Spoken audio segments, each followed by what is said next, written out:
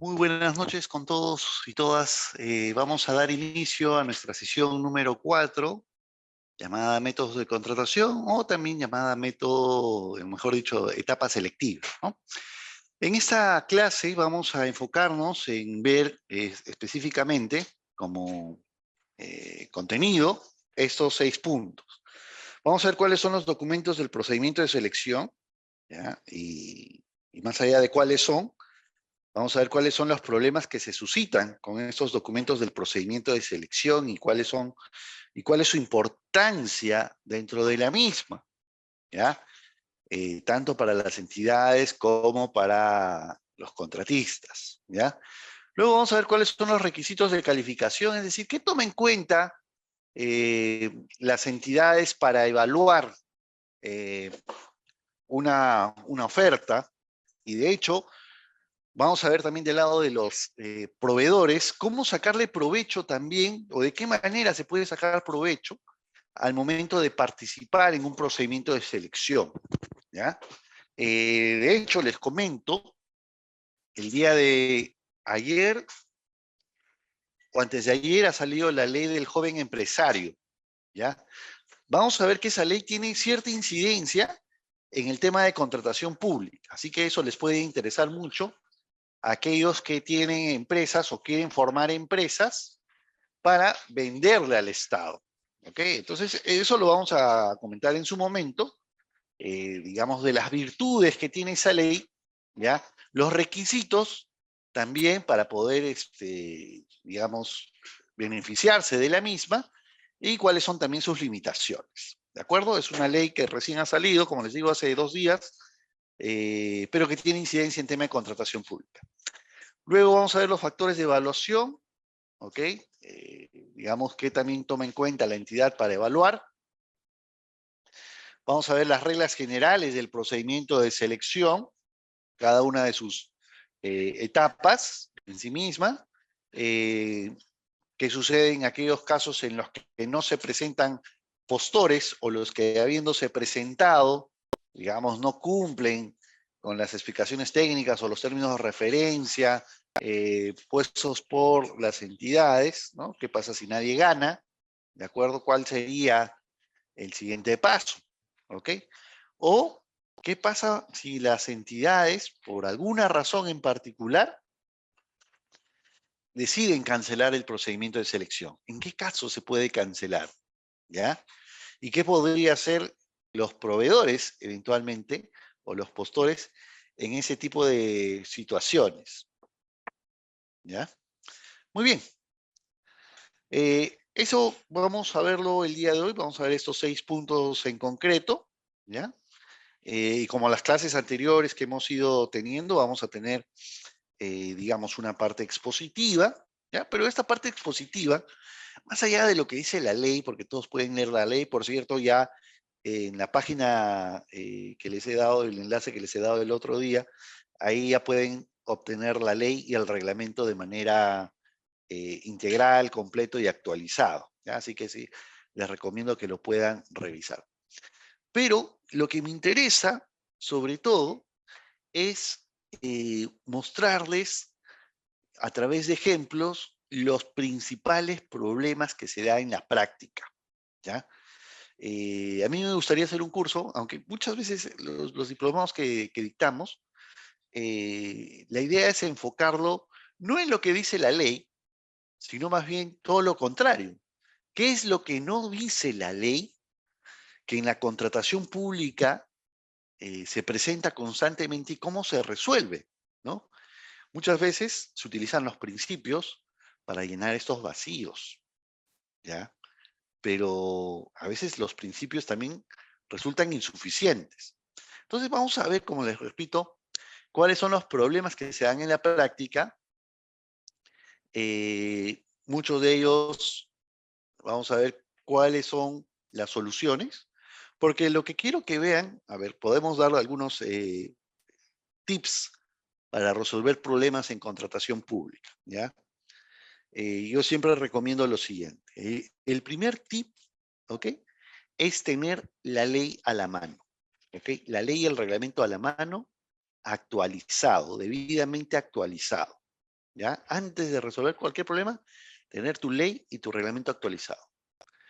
El segundo tip, fíjate que la ley que estás utilizando, a pesar de que está actualizada, se aplica a tu caso en concreto, ¿ya?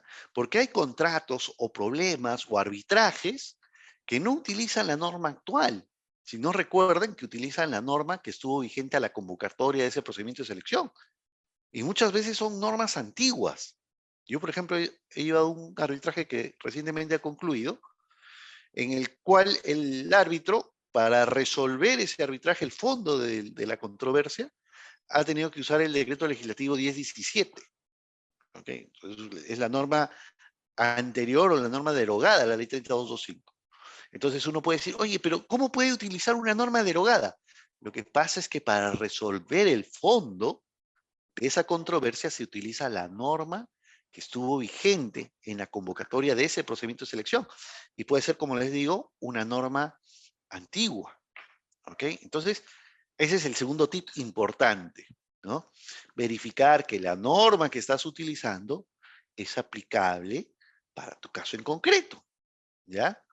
Estos tips, por favor, anótenlos, son valiosos, les va a ayudar en su momento, ¿ya? Les va a ayudar en su momento. El tercer tip, fíjense los plazos que tienen para resolver ese caso en concreto, porque la ley de contrataciones y su reglamento está marcado por plazos, ¿ya? Para presentar una ampliación de plazo por parte del contratista, tienes determinado tiempo para presentarlo. Si tú te pasas un día, ya no vas a perder el derecho a que la entidad te reconozca esa ampliación de plazo.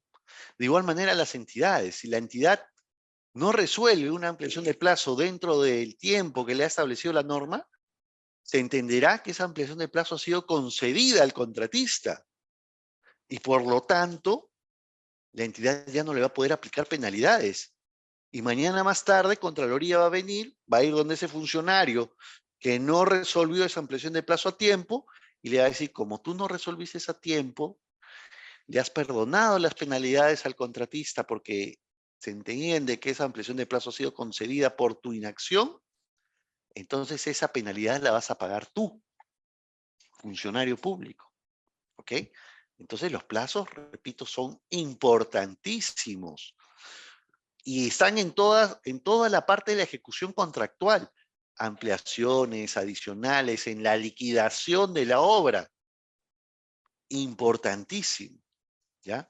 Entonces, nuevamente, para los que recién llegan, tips importantes para resolver casos en contratación pública. Uno, tener la ley y el reglamento de contrataciones del Estado debidamente actualizado. Segundo, revisar que la norma que tienes se encuentra, o mejor dicho, es aplicable para tu caso en concreto. Tercero, los plazos. ¿Estás dentro del plazo todavía? No dejen a última hora. Siempre el último día se acumulan los problemas. La computadora no funciona, el sistema se cae, el SEACE no funciona, ¿ok? Entonces, fíjense bien los plazos, ¿ya? Cuarto tip, el problema, o mejor dicho, la solución para tu problema, quizás no necesariamente está en el artículo que tú piensas en el que está, ¿ya? Por ejemplo, el tema de los impedimentos para contratar con el Estado se encuentra en el artículo 11, ¿ya? Pero el artículo 11 no es el único artículo que trata el tema de impedimentos.